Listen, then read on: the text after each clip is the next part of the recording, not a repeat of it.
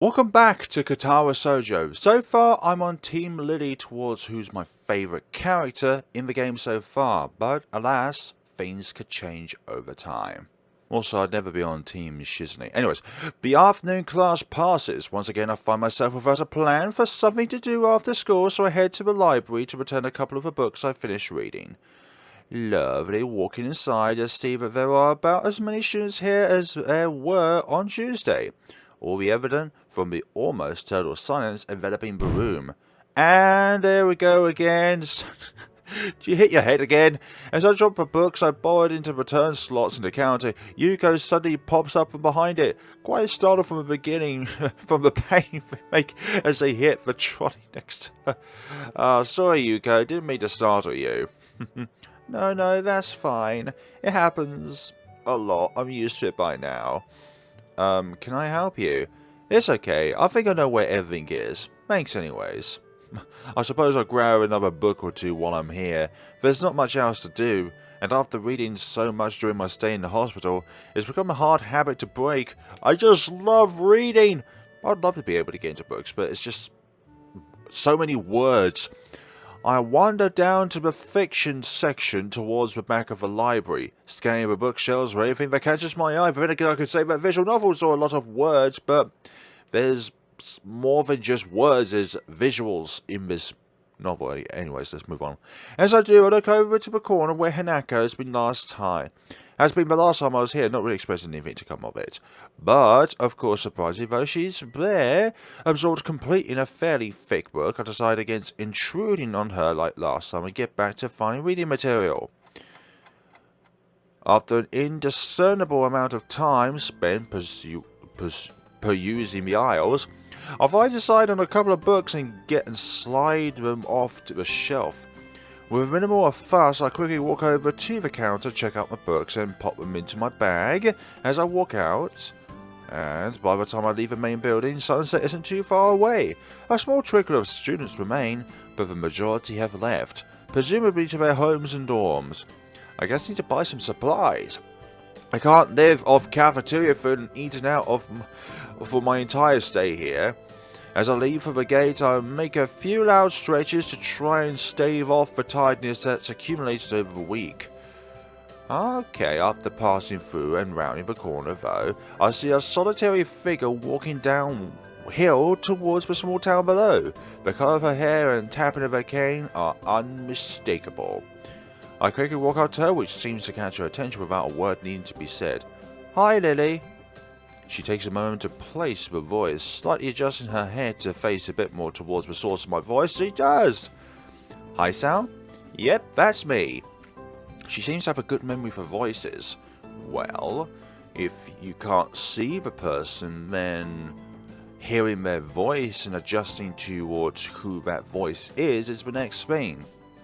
The fact that she actually remembered is a pleasant surprise. Good evening, what brings you here? Once again, she gives a small polite bow. Once again, I reply in kind before realize if I needn't do so. Just going into town. You? My, what a coincidence. Doing the same thing, eh? I usually go shopping on Fridays. She paused for a moment, suddenly looking a little lost. That said, Hanako usually comes into town with me.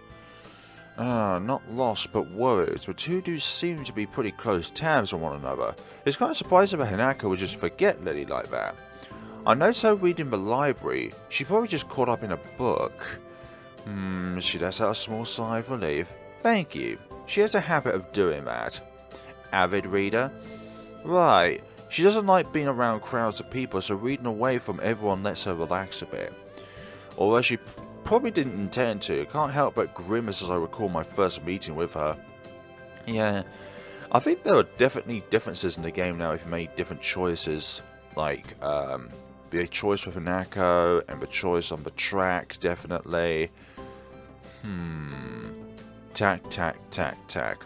With a road bereft of cars and the tunes of Yamaku increasingly far behind us, the quiet rustling of the leaves and the measured tapping of Lilly's cane against the sidewalk are all that can be heard. It's kind of nice, especially compared to the hustle and bustle of where I used to live. Before I know it, I've relaxed so much that I allowed yawn escapes before I can control it. Tired? Yeah, but running ragged these past few days. Been running ragged these past few days. That's an understatement to be sure. Transferring to a different school would be bad enough, but nothing like this. Well, hopefully everything should settle down for you. The festival's got everyone in a spin right now. And you've been plopped right in the middle of things. Yes, and Shizzy just expects us to know exactly what we need to do on our first week of transferring to a school right in probably the busiest period of the school. For a moment I hesitate, but given her apparent tolerance for frankness I decide to give my full force. I guess Yamako's kind of different though. I mean, the formalities surrounding everything, the isolation around it, not to mention the most obvious difference. It's kind of a whole different mindset. I suppose I'll get used to it though, in time. She gives a matter-of-fact nod, apparently pleased with my answer. It feels almost as if she's included me in the flock of students she's shepherding, along with class 32 and Hanako. Well, not that I mind, it's nice to get the thoughts off my chest in any case. Looking on the bright side, one can see it as a chance for a new beginning. Indeed it is. You should cherish the ability to make new friends. That's optimistic. Nonetheless, it's good to have a positive attitude and about such things, I suppose. I guess it's a good take on it.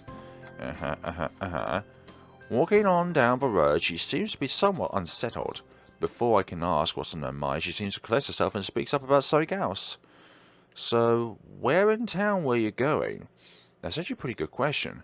I'd come in to buy food, but the layout of the place is still totally foreign to me. I had intended to just wander around and see what I could find, but with sunset already approaching and nightfall not too far away, that doesn't seem very wise. I'm going to have to ask her for directions again. It doesn't hurt by asking somebody for help, especially in a situation like this where, food is important. I was just going to get some food, but now you mention it, I don't really know the way. Well now, this is quite lucky. I was just about to go to the convenience store myself. Looks like I'll be in your care again then. Thanks. Together we walk to the store. My pace is carefully slowed to remain beside her compared to my usual walking pace. Hers is quite a bit slower. Not that it's without reason. Exactly. One needs to know where their footing are, anyway. After what could have been more than several minutes, I catch sight of our objective. This town really is pretty small. Without further ado, we make our way inside with a greeting from the counter. Mind if I tag along with you? Usually Hanako would help me, but seeing as she's not here, it takes me before I realise what she means. Considering what she wouldn't be able to read any of the labels, shopping without any help would be a big pain for her. That said, I can't shake the thing, but she'd had this idea since I was coming. Sure, it'd be my pleasure. I'll grab 2 well-used red baskets from a small stack beside the entrance, handing one to Lilly. And she lays it on the ground, putting her school bag in, retracting her cane and sliding it through the basket's handles before picking it back up in her right hand. Quite meticulous. Well, if she doesn't use her cane... Before I can complete the thought, she comes beside me and pinches the cuff of my uniform in her slender fingers. Is this alright? Ah, sure. I was just not used to this. I have no reason to not to accept. I can think of worse things than shopping with a pretty girl holding on to me, even if it's out of necessity. We navigate our way through the store, with not one of the occasional passing customers seen to bat an eyelid. Don't get a crazy idea, okay? Considering how close Yamaka is, I guess seeing students from there must be entirely normal for the local residents. As we reach each aisle, I quickly check with Lilly and find out what she needs. I grab it along with what I'm looking for and put our items into their respective baskets. I guess this is the same routine she and Hanako follow every Friday. Right. All that's left is the bread, and that should be my shopping done. Do you need anything else, Lilly? No, this should be everything. Off we go then. With a quick side trip to the bakery section, we make our way to the registers. The line, thankfully, is almost non-existent. It's not long before we both paid for our food and are out of the door. As Lilly retrieves her cane and extends it to full length, I waste a minute looking upwards at the night sky while holding both our bags. For a moment I try to make clouds with my breath, but the summer heat doesn't seem to cooperate. Exactly! Winter times is more cooperative. Eventually she's right. She rights herself, taking a quick stretch before taking her bag and leaving me to my two. You tired as well? The festival preparations have been complete chaos. Shizney breathing down my neck doesn't exactly help things either. Yeah, but Shizney's way of helping people organise is a bit forceful. Hey, she's only trying to get everything organised. Better now than later, right? I suppose I'm going to enjoy relaxing in town tomorrow, that's for certain. I guess the festival preparations must be taking their toll on both of them. We walk out into the quiet street, talking between ourselves as we carry our bags of food and supplies from the store. Wait, what's that? Oh dear, I noticed a very distinctive figure making its way towards us, silhouetted by the street lamps. For a second I think it's another male student from my class, but as he, or should I say she, gets closer I recognise her quickly. Rin! What are you doing out here so late? Rin? Lilly perks her head, looking like she's trying to focus on listening more keenly. It suddenly comes to me that I should probably interpret the scene for her. It's Rin. Tezuko, I think that's her last name from our school. She stiffens at the name and gives a complicated looking expression, something like a forced fusion of a composed smile and a painful cringe. Oh no. Why do people not like Lilly? Ah, I understand. I guess Lilly knows Rin too. Oh, Rin turns to look at us, looking terribly out of it. I'm not entirely sure if she recognises either of us, or at least she doesn't acknowledge if she does. She looks like a zombie, or a statue. A statue of a zombie? But slowly some symptoms of understanding seem to lighten in her dark eyes. There's a sight she must react to. Rin blinks once, very thoroughly. Hello. Hi there, there's an awkward pause, everyone waiting for someone else to say something. What are you doing here this late? I was wondering about that myself too, just now. What? What on earth is going on? Some people asked her just before. I assumed they were wondering the same. I didn't know. They didn't know either. I asked. That's why I'm wondering. So that was pretty much it. It's a mystery. They were going that way. Who are going that way? She turns facing to her right in order to demonstrate the direction the other people went to as if that was important, then rotates back like a mechanical puppet in one of those overly complicated clockworks. For a person who gives an impression of being the quiet type, Rin really does use a lot of words to say things that don't need a lot to be said. I struggle with that as well. I usually say a lot of words for a situation which only requires a few words, but that's because I don't really want to leave a lot of questions at the very end, like a presentation for example. Unsure if she's finished, I say nothing. Neither does Lilly, who seems equally robbed of words for the time being. I think that both of us are in fact just scared that any response might provoke her to continue. Our stupefied lack of a reaction doesn't faze Rin at all. She keeps looking at us expectantly, a calm hint of expression on her blank face. She seems to be that kind of person, always so relaxed. As if bull elephant grade sedatives were flowing her veins into place of blood. Do you have amnesia? I don't recall you have anything of the sort though. No, I don't think it's that. The other passerby were probably just worried, though. You do look really lost, the way you're standing in the middle of the street. Oh, I see. Maybe I should have taken some other kind of pose in that case. I wonder for a while whether I should chase this angle further or give up for the sake of my own sanity. I decided the latter. It seems that most of the time it's better to not read too deeply into what Rin is babbling about. Talk with Rin is like playing chess with a supercomputer that does seemingly completely random moves as if to mock everything you know about chess. It's like that except with human interaction. I would think Kenji is the one that does the completely random interactions. And even if I win, it feels like losing. Damn, it's just like Kenji said, even when I win, I lose. No, it's not that. Don't let Kenji get into your head. I push the thought aside as too dangerous to consider further. It's probably just Kenji's anti-female propaganda getting to me during a moment of weakness.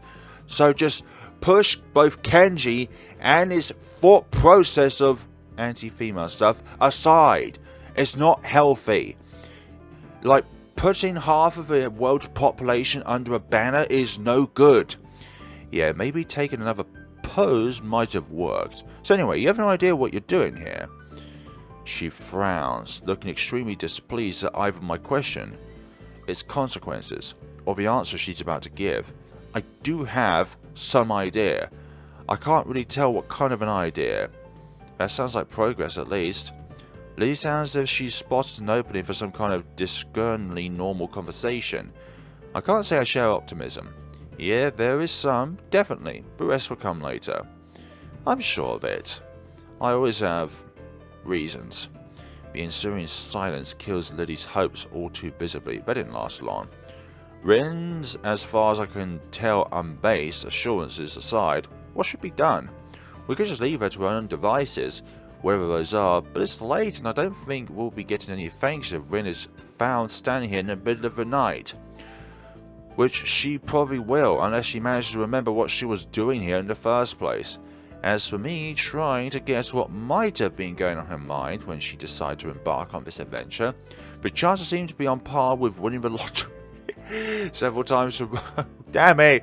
Stop making these odds even more astronomically slim. Lilly is oddly quiet too. I'd appreciate some support from the sidelines here, especially if she's more familiar with Rin than I am. But it can't be helped, it seems her familiarity with Rin is exactly why she's staying subdued. So I assume you were going somewhere, not coming back to the school. Any ideas where? Her eyes widen in shock as she jolts back in a somewhat artificial way, making it seem like an act rehearsed for situations like this. Are you a mind reader? Is that your disability? No, that is not my disability. That's not the reason why we come to the school. Although it is another inwards problem, or aspect. Not problem. How unique. No, what? Why would you think that? You knew what I was doing. And she gives you that very weary look. It was just an educated guess. We walked the same street in the other direction just before to get to the store. What do you mean by just before? If you were going to school, we would have met you on the way. Oh, she looks a little disappointed. Like Kenji, Rin appears quick to jump to completely irrational conclusions. Maybe there's something in the water here. I'll make a mental note to stock up on soft drinks. You know, this is the second time this week that someone asked me if I was a mind reader. Do I really give off that impression? Rin shrugs her shoulders, which is all the answer I get. You know, maybe you should come back with us to the school.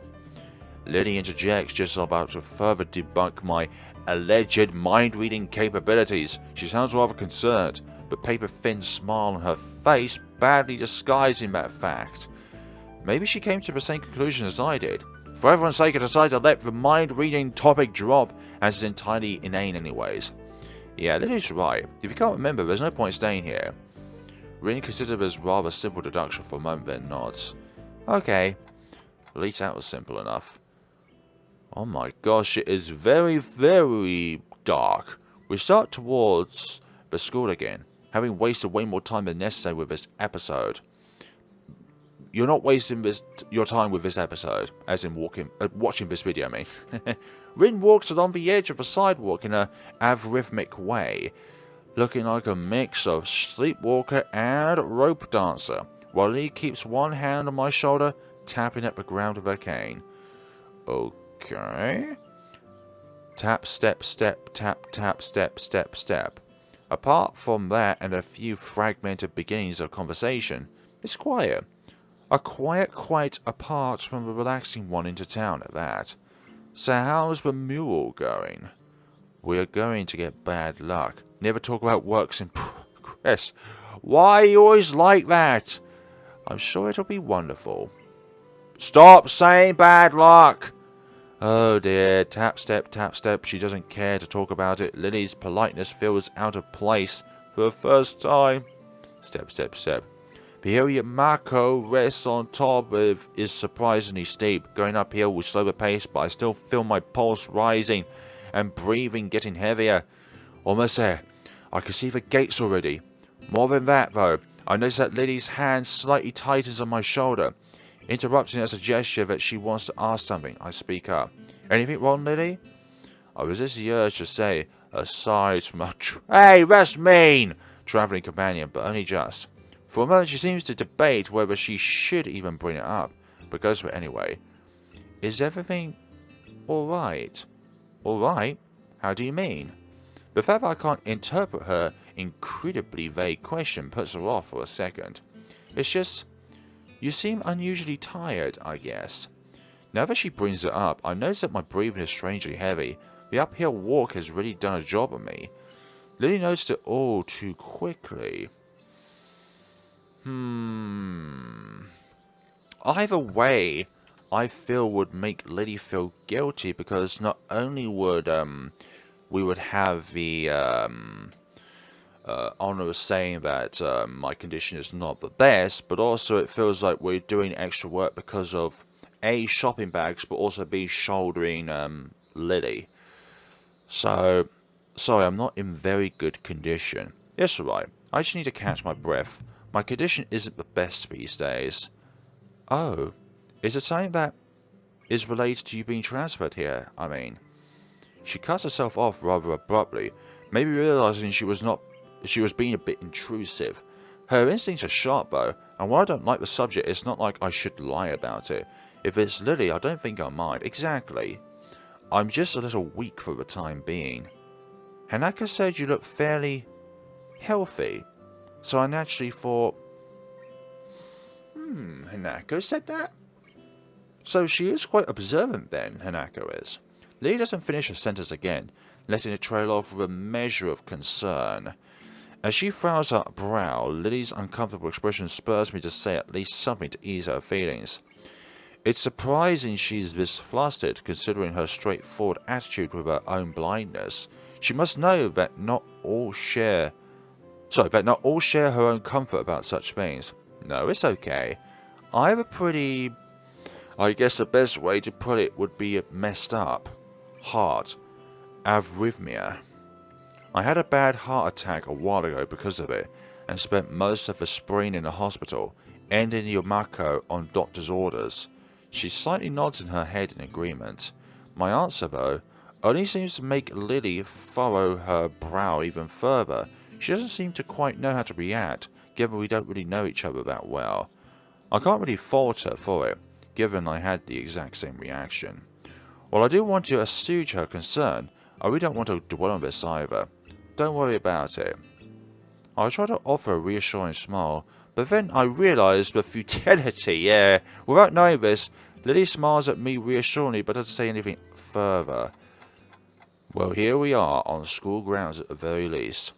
Arriving at the dorms, Rin stops in front of her mural as if lightning struck her. She had been so quiet for almost all of her walk back that I have all but forgotten she was here. It's Friday, isn't it? Yes, Friday. The 8th of... I'm playing this game on the 9th of June. What the hell? This is bad. Bad? Why? I think I'm going to go in a fetal position and throw up, possibly in reverse order. Why is that? Is something wrong? No, nothing is wrong. It's Friday, nothing is wrong yet, but this mural is going to need to be finished by Sunday, so everything's alright.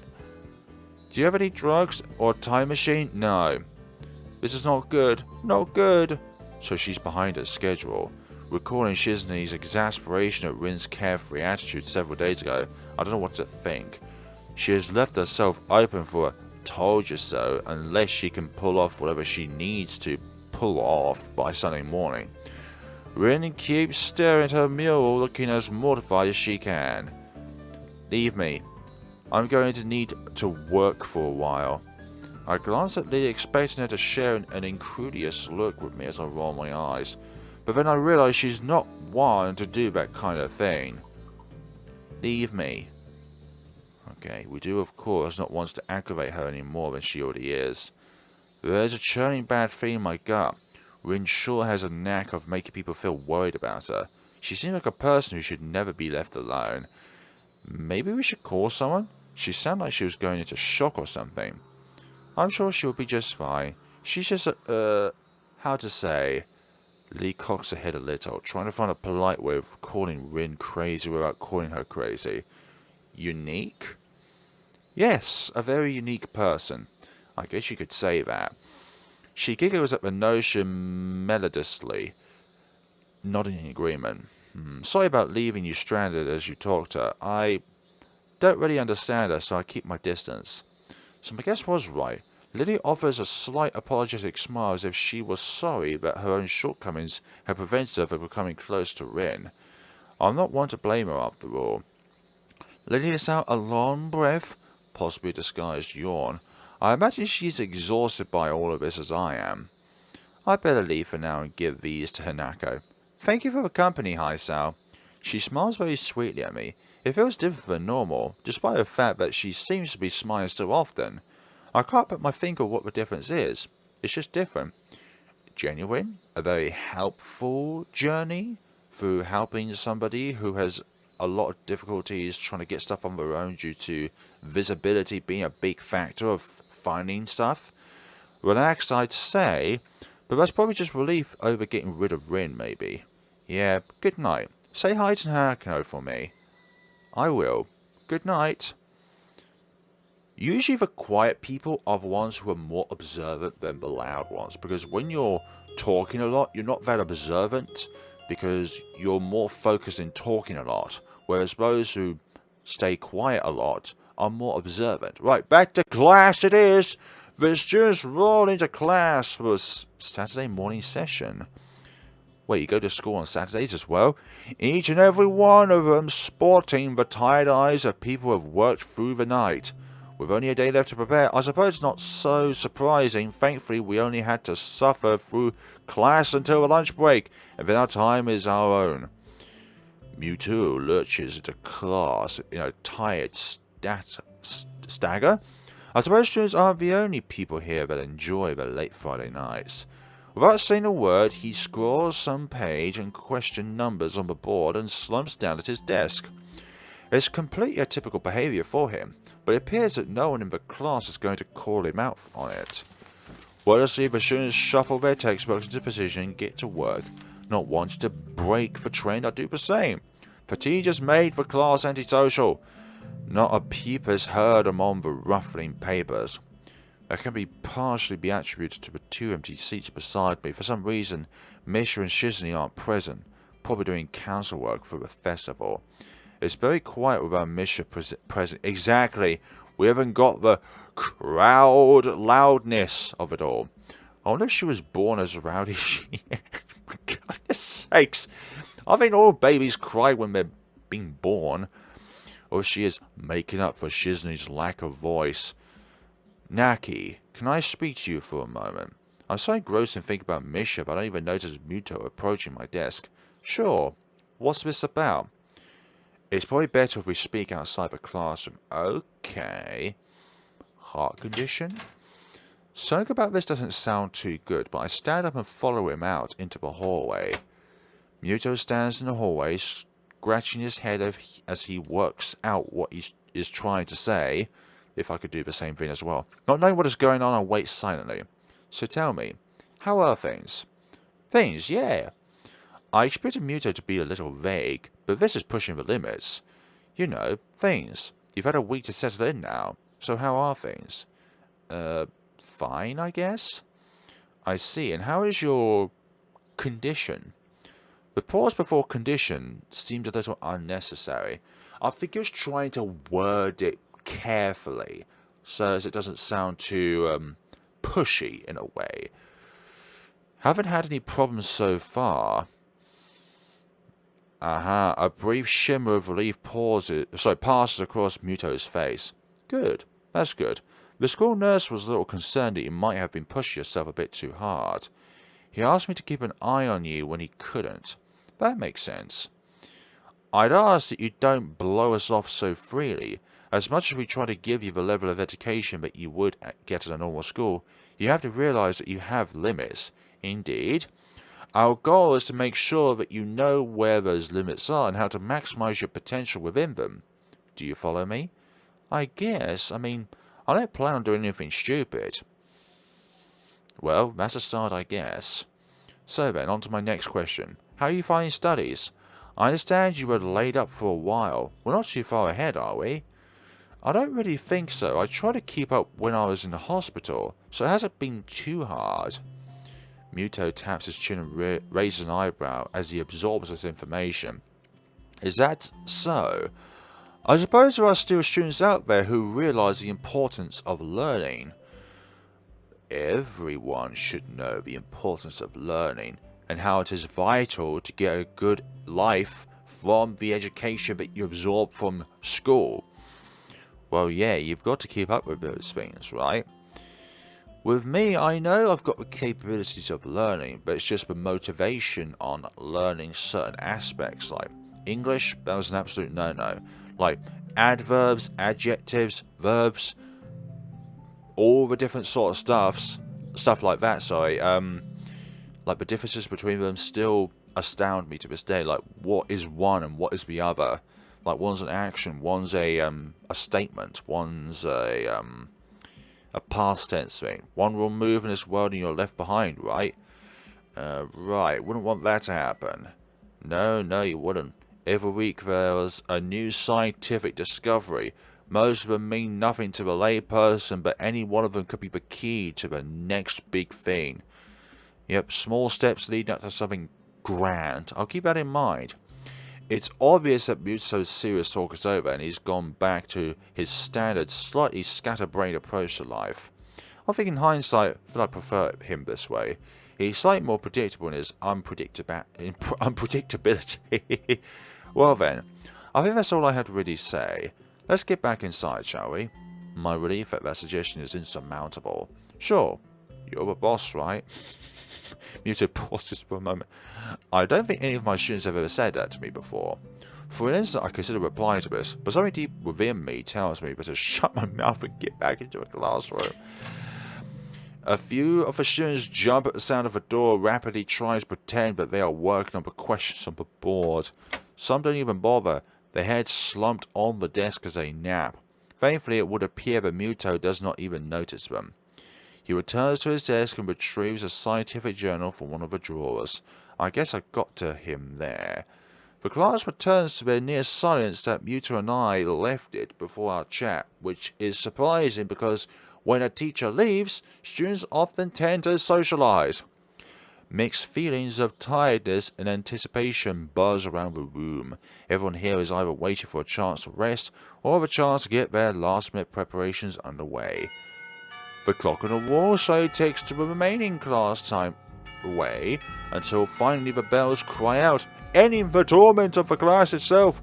Before all of you leave, I expect the answers for those problems by Monday, and no, you cannot use Booble for all of these sort of different questions. The class sighs as one, instantly regretting slacking off, but still acutely aware of the more pressing issues at hand. The classroom empties in a blink as everyone rushes to their last-minute festival preparations. I stay behind and try to quickly finish a question so I don't have to bother with it over the rest of the weekend with a festival and all tomorrow. Hanako? Apart from me, Hanako's the only one left, obviously waiting for Lilly. It's weird that Lilly comes all the way to our classroom to pick her up. I expect that moving around is at least normally harder for her than it is for Hanako. But it's none of my business, and I naturally don't ask about it from Hanako. Despite the relative proximity of our seats, neither tries to strike up a conversation about that or anything else either, so an oppressive silence falls upon the classroom. Time passes in silence. It's probably just 15 minutes or so, but it feels longer. I turn pages of my notebook, and Hanako turns pages of the novel she's reading. My pencil lead splinters against the paper just when I was about to finish a paragraph. The sounds of my irritated sigh and subsequent fumbling around for a sharpener feels like they're breaking the mood in the class. Hanako keeps her eyes firmly away from my direction. Before long, Lilly's tall figure appears in the doorway. Hello. Hanako? And there she goes. Her name is all it takes to make Hanako jump up from her desk and run to Lilly.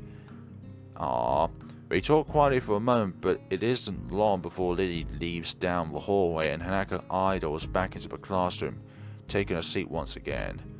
Okay, I'll watch Hanako out of the corner of my eye, out of sheer curiosity at the idea that the two would be separated. For a couple of minutes, she does nothing but sit with her chin in her hand, staring at the desk dejectedly. The boredom evidently becomes too much for her though, her slender frame reaching into her bag and pulling out a small book. Come to think of it, that isn't the one I saw her read at the library. She must be quite a fast reader to get through them at this rate. After about 10 minutes of restlessly shuffling her seat and trying to read, Hanako closes her books and leaves too. As should I, since the assignment is all but finished and there is nothing else to do in the classroom. Not that I have anything else to do anyway. Not that I have anything to do anywhere else either.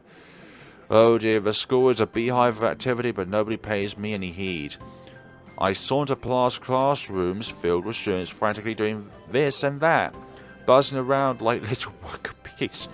You wouldn't guess the school day is over. Indeed. It's a bit quiet outside, but not by much. People zip by left and right, hurrying as quickly as they can, busy and energetic. I feel the opposite. The midday sun seems to be draining all that spirit out of my body, making it feel limp all over. Warm, soft air flows inside my shirt, feeling like a cushion. I yawn lazily, thinking about what I do. I'll drop off my books at the dorms first, and then something I haven't decided yet.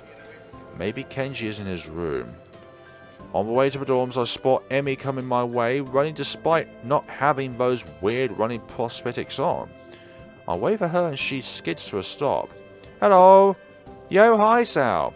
Splatters of white and green paint adorn her nose and chin respectively, but her smile is wide, as it seems it always is.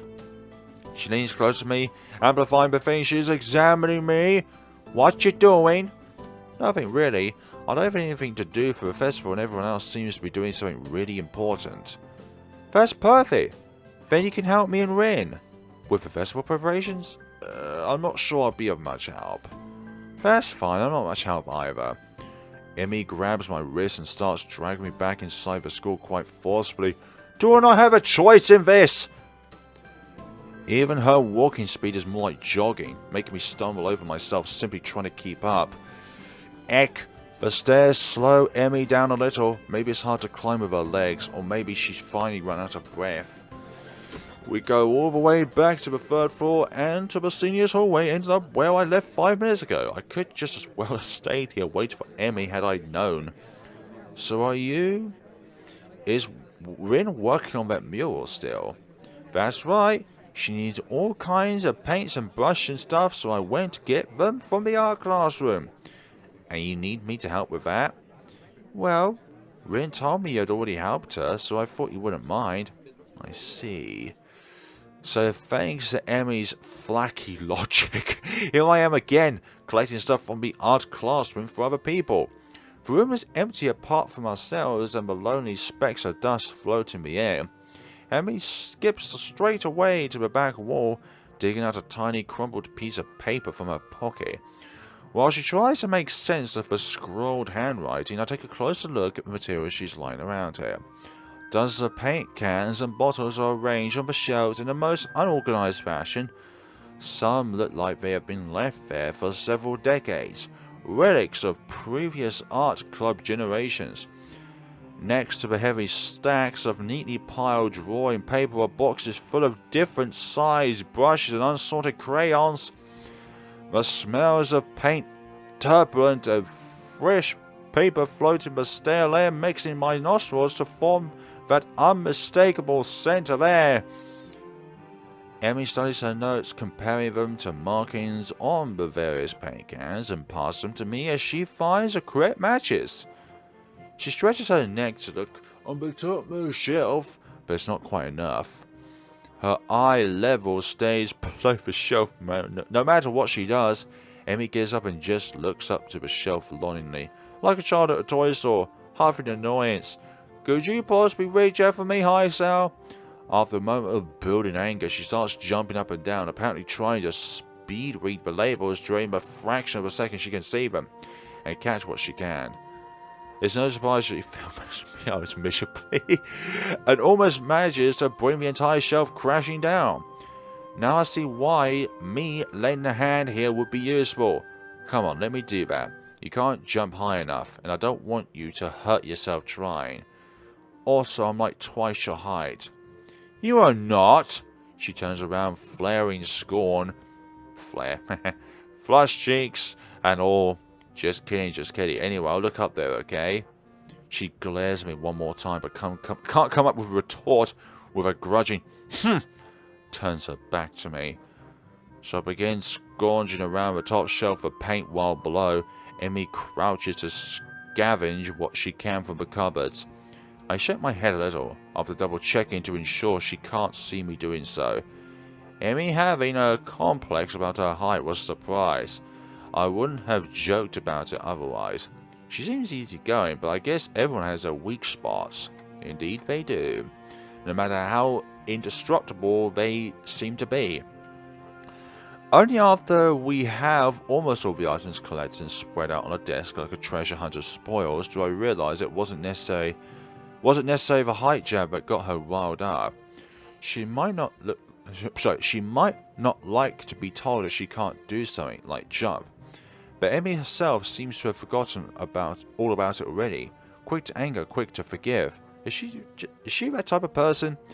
At least she doesn't seem to have taken anything to heart as she chatters away happily while we pick up the rest of the items and then makes our way back to Rin. Okay, I sheepishly carry the bulk of the materials as we make our way towards the dormitories. Rin is really stressed about getting her painting done. It's her own fault though. She should have started earlier. Yep, that is correct. Is she going to make it? No idea. It looks good to me, but with Rin, you never know what's going on. I found her this morning lying in front of a door in fetal position. She hadn't slept all night. I can't believe that the night nurses haven't found her. And now she's painted again like crazy. Yeah, I've noticed that she comes off as a kinda unhinged, so to speak. Hemi giggles at that, as well as at my likely too obvious awkwardness. I don't mind it. She's just as weird sometimes. I think we're all weird in our own ways, just that some people it comes off more obvious and sooner. On that I can agree with her. Unlike me, Emmy seems to be cool with Rin's whatever it is that feels so off about her. Still, they don't feel close like Misha and Shizney do. With them working as a single entity sometimes, it's hard to say where one ends and where the other begins, even though they're so different just like Emmy and Rin are. And Rin is the most different of them all, and different from anyone else I've met. Yeah, I guess she's a very unique person. I'll return to that word again, yeah, as if it encompasses Rin's personality by itself, but really it's just a substitute for a lengthy description of her oddities. Emmy giggles like gasp about for a properly descriptive word. Yeah, definitely descriptive word. She's just weird. You know, earlier she just spent half an hour sitting in her box and stared at her toes. She giggles again in a way that makes me think she just doesn't know what's funny about it. It just is. All the time. And here we are again. The working area is a mess, but the mural itself has taken over even more of a wall since I last saw it. But disfigured human figures that have been mostly coloured in tones of red, pink and orange, weird imagery, things populating the spaces between. It looks nice. I can't think of any word that would describe the work concisely and comprehensively, so I settled myself on a nondescript nice. But honestly, it seems that the area around the wall becomes untidier at the same rate as the mural progresses. The ground is littered with dozens of paint cans, various art supplies, and empty soda bottles. Rin herself is in the center of this chaos, standing there looking very cozy as if she was a natural part of the scene. Her pant legs have been rolled up to her knees, exposing her thin legs which support a drying spectrum of war paintings, similar to those on Emmy's face. Oh, Emmy sprints to run ahead of me and gleefully jumps in front of her. I'm back! And with help. That was fast. Did you run into the corridors again? Hisao helped me. Emmy points victoriously at me. Rin turns around, following Emmy's finger with her eyes, looking at my general direction. She nods absent-mindedly at me. She looks like she hasn't slept since last night. A vacant glazed stare that's focused slightly off me, and movements like in a slow-motion movie. So, stop-motion animation. Hello, Hisao. Thank you for your help. Don't mention it. You obviously are tired. Oh, my goodness sakes! Never mind. Looks like you've made progress. Looking good as... Just stop it. Rin's just gonna say you're casting bad luck. But now you get more bad luck. I know, but I'm willing to take the risk. That's a very nice thing to say. For me, of course, not for you. This is why artists are always unlucky. They have to constantly look at their unfinished paintings. Well, without unfinished paintings, you can't get a finished painting. A finished painting was once upon a time unfinished. So artists can't find romance. Their favourite TV shows are cancelled, or they die young because of an unspecified disease. It's a deep and mysterious law of the universe, Unless they are blind. How does blind have any factor in this? For goodness sake. She considers this for a while, looking like she's going to fall asleep. There is a boy. At the art club, you see. Blind boy. So he doesn't see. You already told me. I glance sideways at Emmy as she glances back in a way that tells she has heard this one before too. Neither of us says anything to Rin though, so she continues her monotone soliloquy like an unfunny stand-up comedian. You should become an artist. No bad luck guaranteed. Don't you think that would be a good idea? That only blind people should become artists? No, not as such. Blind people can become what they want to be, you know. You might have a point. Abandoning this train of thought, she turns again to consider her work and starts humming a tone that I think I recognised, but can't remember the name of. Like, I think Lilly is correct in one aspect, that Rin has some kind of amnesia, but I don't think it's like amnesia that we think of, like just forget stuff. But I think it is something along the lines of she forgets stuff that have just happened, but only remembers certain points of it. Emmy arranges for supplies. We brought and moves a few paint cans around, trying to bring some organisation to the scene. Emmy, I need the Prussian blue paint. Which one's Prussian blue? She is staring helplessly at 7 or 8 cans, each with a different tone of blue. Yeah, I need that paint can, Prussian blue.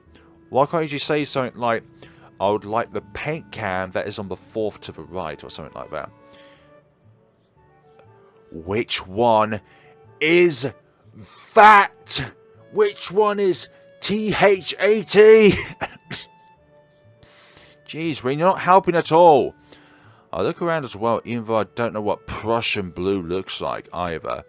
I wonder what blue has to do with Prussia, or what Prussia even is. It's a part of Russia that used to be a part of Russia, obviously, but I think it's something like Latvia, Lithuania, and Moldova? No, that's a country in Moldova. Anyways, I'm getting off topic, but it was around that area in Eastern Europe where there was a country called Prussia, and it was a part of Russia. While none of the blues look more Prussian than the others, the small print on the label is illegible enough to determine that none say anything about the contents being Prussian. There is no Prussian blue here. Emmy heaves a sigh. I guess I have to go back and get some. I promised to help with our class project though, so I'll be back a bit. Can you manage without tip for a few hours? Rin nods and so Emmy leaves. I stay because I like watching Rin paint, and because I have nothing better to do. You was going to put your bags and books and stuff back at your dorm, wasn't you? I sit in a book and pick up today's book from my bag. It's a story about 3 guys drinking beer for 2 weeks straight and doing little else. That sounds like a trip to hospital, for goodness sakes. Rin moves from the spot that was in need of the blue and starts slowly working on another. Her foot works the brush steadily against the plastered wall, layers of paint on top of layers of paint. The mural slowly gains more form. I turn the pages at a leisurely pace. In this chapter they are drinking beer at the protagonist's friend's place. In the previous ones it was the protagonist's own apartment. It's not a page-turner kind of a book, a slice of someone's imaginary life that makes me wonder why it had to be written. Why indeed? The reason of doing something creative is something incomprehensible. Like why Rin does painting. It feels like she and Emmy are the same, going squarely against their face, as if it's just out of spite. Rin even said something like, "Do something you can't just because you can." Okay. Something you can't just because you can. Is that what she meant? Is that her reason? It might be Emmy's. She comes off as quite a headstrong person. Rin doesn't give off that kind of an air. Think about it, she doesn't give off any kind of air. Or maybe a different kind every time I talk to her. Why did she say what she said? Why does she of anyone at all paint or draw or sculpt or write? I never had much of a creative impulse, so I don't think I can really understand it. It makes me feel hollow inside. It makes me feel like a blank piece of paper. What a grim thought. I can't really decide whether it's true or not either. Am I content being this way? I can't deny I'm feeling a little bit envious of Rin, but I can't really consider it as a flaw of any kind. I'm myself and she is herself. Still, I do need to find something that could make me feel a little less lost about myself, instead of just drowning myself in these books I did in the hospital. Maybe a club could do that for you. I can't help but feel disoriented. The new school, lifestyle, and people around me contribute heavily to this sensation. I try my best to fit into existing social circles, and most of the people I've met have been really nice. Shizney. It still feels like I'm an outsider though, like I don't belong. Like I say, I feel like Shizney is similar to a certain character from Student Union called Alice Baker. Just a lot of the things that they do are only for their own benefits and not anybody else's. They completely lack of the word symbiotic. I shake the feeling off, realise that I'm spacing out. I have neither turned a page of the book nor done anything for Rin. She is trying to pour some paint from a big can using only her feet, having not bothered to ask me, or maybe she did and I didn't hear it. Either way, it looks very unstable. I quickly jump to help her, as it looks like she's about to spill the entire contents of the can all over the pavement. I take the can from her feet and pour some in the bowl. She doesn't say anything, and neither do I. I catch a glimpse of her eyes, looking silently at me from under her unkempt bangs. It's an unreadable expression, a perfect poker face, mixed with a hint of something like a mild surprise. I wonder what she is thinking. Maybe she's wondering about what I'm thinking. Maybe nothing. A penny for your thoughts. Do you have any pennies with you? Stop taking things too literally! I don't think I do. But I don't think I will tell.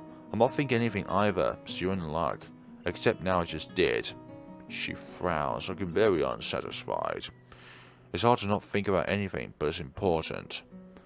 I'm about to ask why it's important when some old guy walks up to us, looking like he has some business with Rin.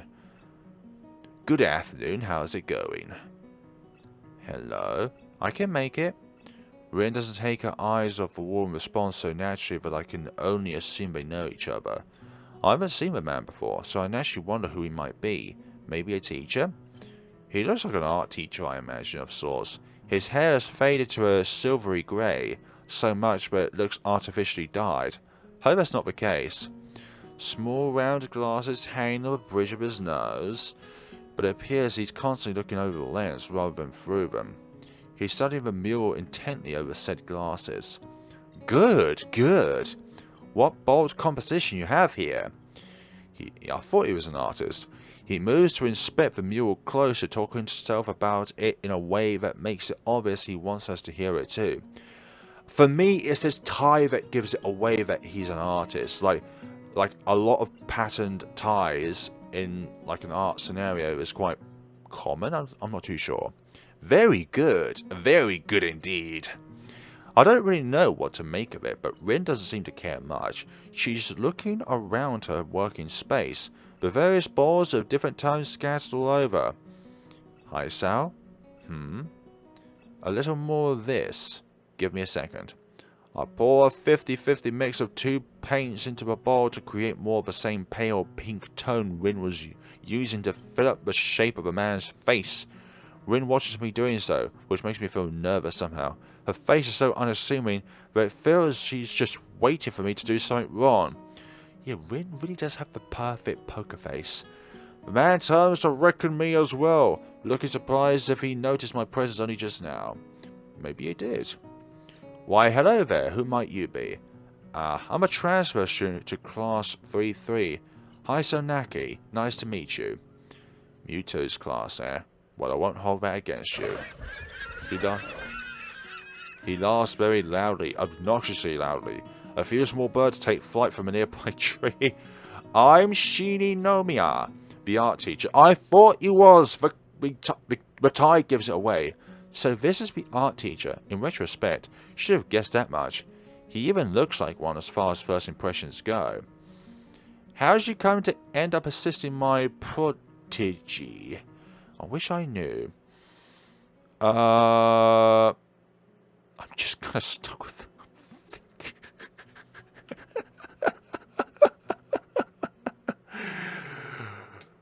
Wow. Yeah, I'm just kind of stuck with her, I think. I keep wondering about myself, but lack of anything better to do, probably. He lets out a hearty laugh, then checks his watch. I really must take my leave now. Tezuka, I'm pleased to see that this little project is going so well. I just stopped by to remind you not to run off by yourself tomorrow. I've invited certain people to the festival for you, and I'm sure they'd like to meet you as well. Also, Monday's club meeting is off since I'm going out of town. I guess you kids can do something more amongst yourselves if you want to. Thanks. He leaves, turning around flamboyantly, then walking off as dramatically as it's possible to walk. What a weird teacher. I'll be off too. See you around, Rin. Holding up a hand, I turn to go up the stairs to the dorms. Maybe if I can finish reading these books today, the entirety of tomorrow will be free for the festival. Okie dokie. And we wake up for another day. I was thinking about doing a day per episode, but some of these days are now becoming pretty short. So that wasn't a great idea. When I'm back here, the next day I wake up feeling a little lightheaded. It's almost noon? Sleeping late is fine, since it's a Sunday and there are no classes. Not just a Sunday though, but the festival as well. From my window I can already see some people at the soda booth slinging noodles onto plates for people with a craving for low quality food. I throw back a handful of my morning meds and ponder how to spend the day. There will be a few exams in the coming week, but I don't consider those as ominous as others, so I'm not as worried about them as I probably should be. With no urgent obligations regarding education, I should be free to spend the day at the festival as I like. Okay, is Kenji going to come along here? So if that's going to be the case, I'm just going to skip over this. Passing by the door, I decide to see what Kenji's up to today out of impulse. I'm curious if he has any plans since everyone is doing something. Then again, I can picture him having built a soundproof shelter in his room, or possibly something like a fort, complete with no goes allowed sign, and with the girls crossed out and the body crudely scrawled underneath it. Knock on the door, which is luckily devoid of any kind of sign. I hear again the unsettling clicking of at least 10 knocks being pulled back. The door opens up a crack. Who is it? You're supposed to ask that before you open the door. Oh, it's you. Damn, it's early. It's not really that early. What is it, man? Nothing. We're just going to ask what you're doing today. Half the school is out there already. Out where? Why? What? Great. Please let us not meet Kenji up on the roof, for goodness sakes. I'd expect a festival would attract so many visitors. I have to admit that the people in charge decorating the place put a lot of effort into it, and it really shows. People seem to enjoy themselves, and the atmosphere is colourful, bright, and happy. That is, if I weren't suddenly in such a foul mood. At the moment, it's more annoying than anything else. Really can't be helped. I decided to stick with my ritual. Oh, come on, let's not go up there. I don't want to. I do a slow circle around the grounds to kill some time, looking at the stalls, but not feeling like playing any of the games anymore. The garnished colours grind my eyes, and I feel more and more ill by the minute. I can't even decide what I want to eat, and the large section combined with the mass of energetic festival visitors isn't helping. I just head towards the nearest store that seems to offer something halfway edible and get in line. It turns out to be noodles. It also turns out to be not very good. Well, at least it's nourishment. It's not like I demand anything else at this point. As I stir my disagreeable noodles, I oddly wonder what the others are doing right now. Shizni and Misha are definitely somewhere organising things. I'd better stay clear of them. Yeah. I guess they wouldn't forgive me so easily for leaving them alone with this thing. I expect Emmy to be buzzing all over the place, being depressingly cheerful. There's no chance to find her, but no chance to avoid her either, so it doesn't matter. Lilly will probably be helping with her class work festival event, and entirely too busy for another's company. Hanako wouldn't want to talk to anyone anyway, either keeping to herself or helping Lilly. Rin should be tending to her mural and has probably been unhelpful to any hypothetical interested parties. Going there for some peace and quiet seems like the nice option of the above, but then again, I can't see having art forced on me raising my mood either, so I'll pass. While I was lost in thought, my food seems to have disappeared, and so has my hunger. I guess I just blocked out the experience of eating, which should be a good thing. Satisfied but unsatisfied, happy but not happy, I turn to walk towards the main school building. An hour has almost passed already. The crowd's even thicker in here than it was outside.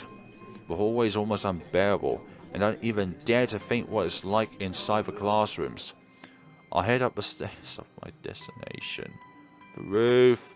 Thankfully the door at the top isn't locked, but now there's a handwritten sign on it. Off limits. Great. Don't mind if I don't. Well, this is just really absurd. Oh, no.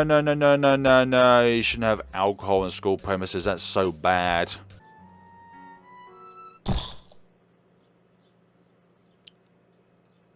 That doesn't sound good.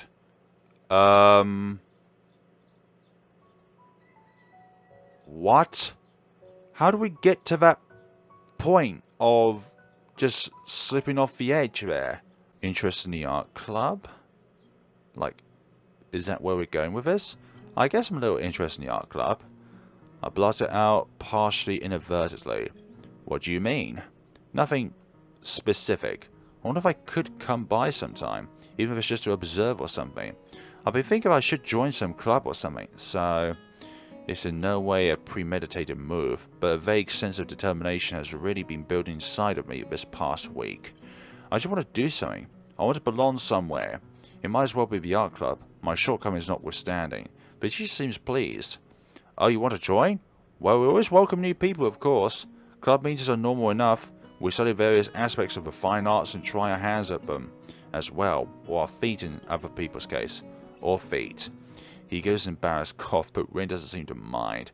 I take a small amount of comfort from the fact that I'm not the only one with vocabulary differences in this school. Nomaya rebounds from his flux purse by theoretically checking the time from his huge gleaming pocket watch, and skips his forehead even more theoretically. I really must take my leave now, but if you have questions, I'm sure Tezuka can clarify. Excuse me. Somehow mentioning clarify as Rin in the same sentence doesn't feel right. However, I don't say as much to the teacher, since he seems to be in a hurry. Tezuka, I'm pleased to see that this little project is going so well. I just stopped by to remind you not to run off by yourself tomorrow. I've invited certain people to the festival, and I'm sure they'd like to meet you for you. He has a lot of art people friends. They like to talk about art. I think he wants me to talk about art with them. Somehow I get the thing you aren't too thrilled about it. Rin shrugs non-commentedly, but still gives an impression of her general displeasure at the idea of having to discuss her painting, or any painting, with other people. I don't really like talking about art. It is already a way of talking without talking, so why bother talking about it? I can understand that, but you can be asked about what kind of inspirations you had for this particular painting. It's like being bored and talking about being bored because you are bored. I'm not following you. Have you ever talked about being bored? This point is not very exciting. All you can really say about is, I'm so bored, I want to spend a week trying to think of something meaningful to say about boredness. It was the most boring week I've ever had. But that's pretty fitting, don't you think? Rin gives me a look, laconic kind, that looks like it doesn't mean anything, but it does. Anyway, I don't know. I guess I just rarely can come up with anything to say about art. I mean, like this one you're doing now, I have no idea what to think about it, except that looks nice. What is this painting about? It's not about anything at all. That's what I'd like to say, so I did. But that was a small lie. I say it anyway because I would kind of like it to be true. The teacher wanted me to do this, but I didn't have any ideas. I tried to have some, but nothing happened. So now this is a painting without any ideas. But what are you painting then? No idea. Come to think of it, I think I'll call this no idea. Now I'm starting to think again, this is bad. Oh, she goes back and forth. She shakes her head vigorously for a while, trying to shake thinking out of her head. That amber red hair flies wildly around. This is why I had Emmy help me. She makes it easy to not think about anything. You know, how she just talks about nothing for hours. It's like her head is made of bubblegum foam bath jelly. You are kind of the same, but not really. It's very helpful if you stay here. I'm not sure if that is a compliment or not. It's probably neither, with Rin being the overtly neutral person she is. So is there anything specific you'd like me to do to make you not think? Just be. Without knowing what I should do, I just sit on an empty box and watch her continue with her painting, idly leaving the pages of a beer-drinking book. Rin continues her work and I stay with her. I like to watch her paint, and I'm going to be a member of the same club she's in now. Feels like we're going towards a Rin route of the game. When she declares the mural to be finished, it's already so dark that I have no idea how she can tell. There is no celebration, no general sense of a job well done, just a tired and laconic, I'm done, and then we both go to sleep. Okie dokie. It's finished anyways, which is lovely. And now it's time for the festival itself to present itself to us. Hopefully, we don't end up breaking our necks from whiskey-induced annoyance with Kenji, for goodness sakes. And the same thing happens. Just don't go and see Kenji. Don't go and see Kenji. Don't. Oh, for goodness sakes, no! Well, I joined the art club, so I guess I'll go with them. Good! You did what? I joined the art club. Man, that was a bad move, really bad. You don't know what the girls there were in the art club. Troubled anxieties will tear your heart out either war. Well, I know one art club member. I don't really see Rin suddenly becoming a psychotic murderer. Exactly. That seems unlikely. Don't say that. Don't fool yourself. You have no idea what you're dealing with here, man. The other worst kind. And somebody is not sexist. For goodness sakes. That's why I like skipping past you, because you're annoying as hell. I'm sorry. You're so annoying, Kenji. A few people are studying Rin's mural on the wall, while the artist herself is lounging on the sidelines, leaning against the wall and looking extremely bored and mildly under the weather. Good morning. Hello.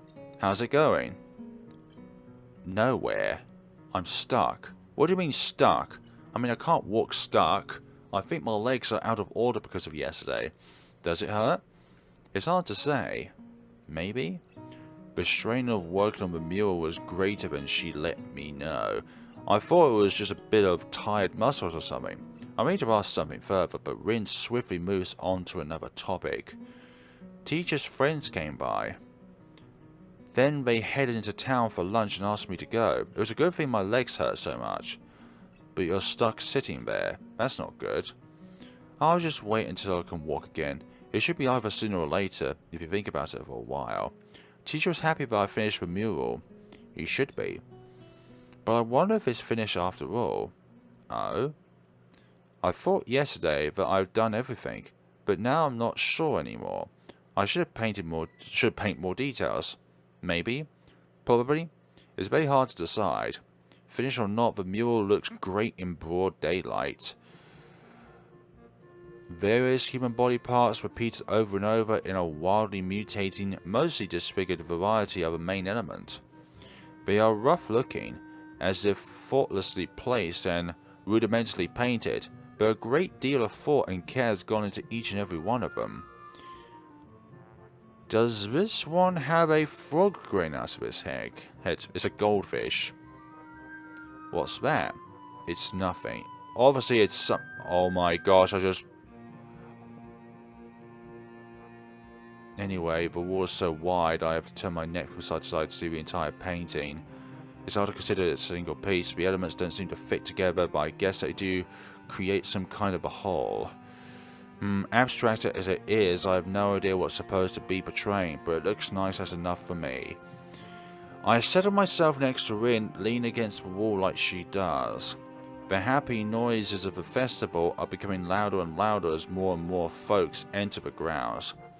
The dorms are far from the main attractions in the main building and the stands around the courtyard, so most visitors have not found their way here yet.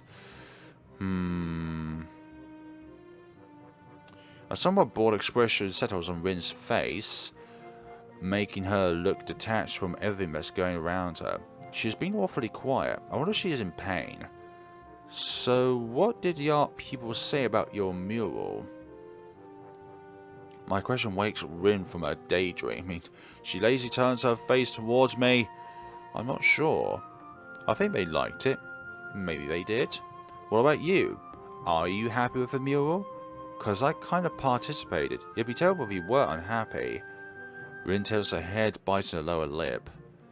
I think it came out decently. It's not bad, but it's not good either. It just is... I guess I'm alright at being empty-minded. Can I ask something? What does the painting really portray? I thought about it yesterday when you said it doesn't portray anything. But that's a logical fallacy, isn't it? You can't make something out of nothing, not even art. Rin frowns and turns her head back towards the clouds. I don't know. I am not really good at explaining things. It's just a mural. There is nothing special to it. I said it already. She sounds annoyed at my inquiries. I didn't know what I'd paint, so I decided to just paint a mural. It's a mural that portrays a mural. No, wait. I just thought of a better way to say it. It portrays itself. So it's a muralness is at its maximum. So, at least as far as I can do. So if you think about it, it has some meaning. I think that's the same as this one has. That makes no sense. Meaning. I feel the corners of my mouth turning upwards into a smile that's just a tiny bit bothered. And when we stretch out the horizon, I've never understood art in the deepest meaning of the word. I get the basics. How art is supposed to be only a means for exchanging ideas and thoughts. However, I never learned how I should interpret a piece of art, so somehow divine what the artist intends to say through it. What the hell do I keep clicking off the screen for? I know it's not any special skill, but somehow my brain never can connect art with anything else than what I see. All I see is a mural. I can admire the technical skill. After all, even I know the difference between bad art and mediocre art and good art. But that's as far as I can go, so don't ask me about rings, okay? Dearly me. Her reply sure made me reluctant to ask her about it any further either. So what are you going... So what are you doing when you get on your feet? Nothing. Nothing, but there's the festival. Don't you want to go have some fun? I'm fine like this. You don't like socialising that much, do you? I think I'm arguing more for her than for myself at this point. It's not that I'm particularly thrilled about the festival either, just a bit curious to see what it's like, and that's about it. Her answer is unsurprising. No, I don't. I guess. Me neither in the end. You should go if you want. I know, but I can keep you company. I'm not used to all this just yet, so it's okay to take it easy.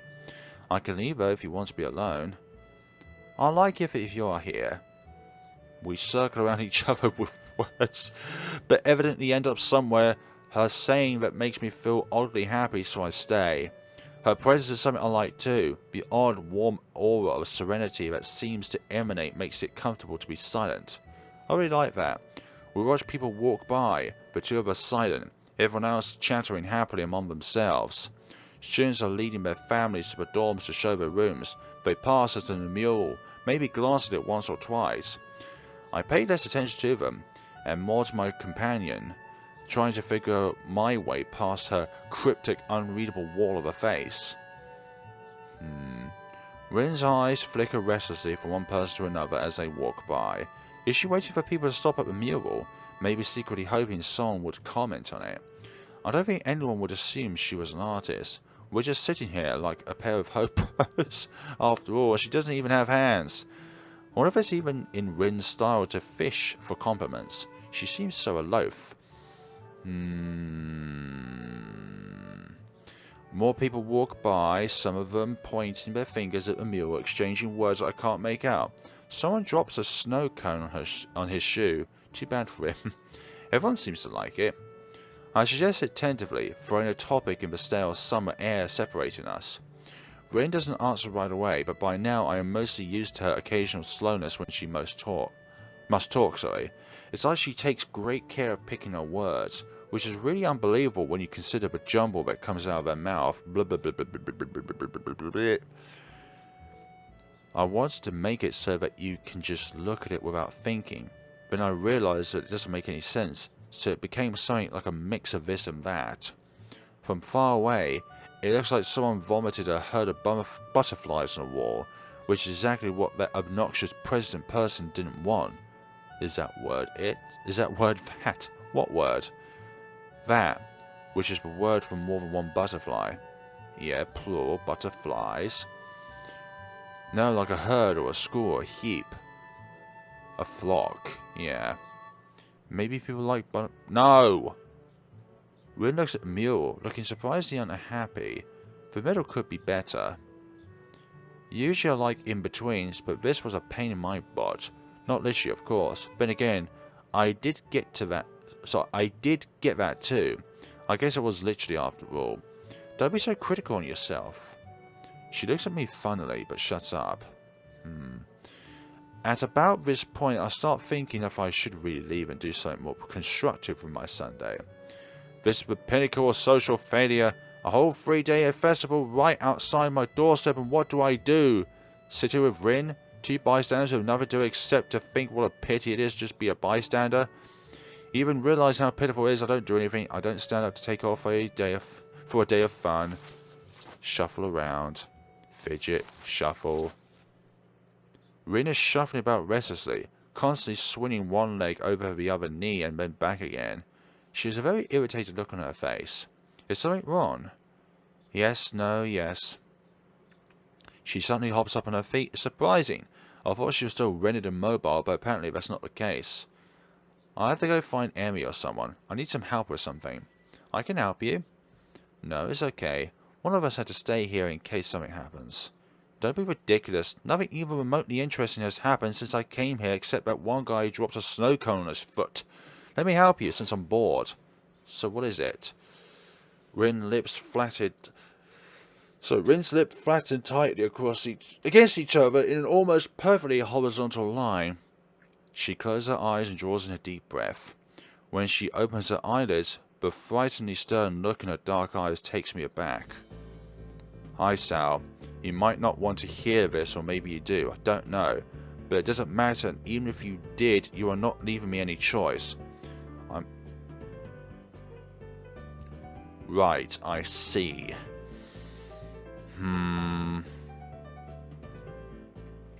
Okay, that's logical. That's why you should stay here while I go look for Emmy. Okay, as blood rushes to my cheeks like a rising tide, my brain tries to desperately search for an answer, but the only thing I can think of is how that was the most coherent thing I've heard coming out from Rin's mouth during these 4 days I've known her. Yes. Not wanting to meet Rin's eyes, I turn my face aside, pretending I'm looking at someone's parents. From the corner of my eye, I see Rin turning on her heel and walking off without further ado. I feel like I'm going to hide under some rock. Wonder how long Rin will be gone, if she will return at all. Right. She does return eventually, apparently seeming out of nowhere and sitting back to where she was next to my place. Hello, I'm back. She says it flatly. Okay. I think we're going to be coming back to this next time, folks. I realise it's gone on for longer than I wanted it to go on for. But I feel like we're going into Rin's route of the game somehow because, well, I think the end with Kenji there just makes me realise that there's been a lot of bad choices I made throughout the game. But I thought I've done like choices that renders other characters away from us while keeping other characters in, like Lilly or Hanako or Emmy. Actually, Emmy no, because we decided just to go at our own pace rather than rushing for it.